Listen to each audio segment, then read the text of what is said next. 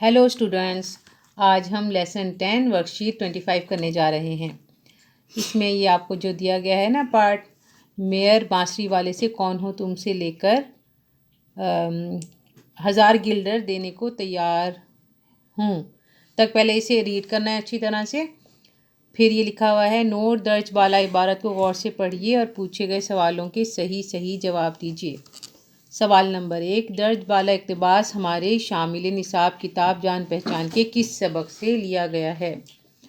दर्ज वाला इक़्तिबास हमारी शामिल निसाब किताब जान पहचान के सबक बांसुरी वाला से लिया गया है।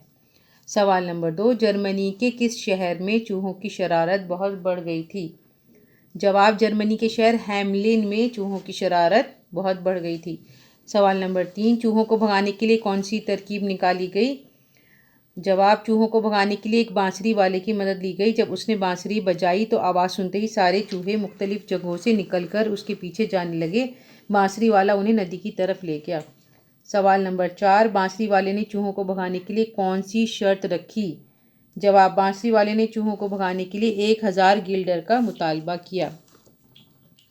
आगे है, नीचे दिए गए अल्फाज की मदद से खाली जगहों को भरिए। ये बहुत आसान है, आप खुद भी कर सकते हैं। मौका, गिल्डर, मुश्किल। हम तो तुम्हें 50,000 गिल्डर देने को तैयार हैं। मैं आपकी मुश्किल हल कर सकता हूँ। आहा, तुम बड़े मौके पर आ गए। ये वर्कशीट 25 मुकम्मल हो गई है।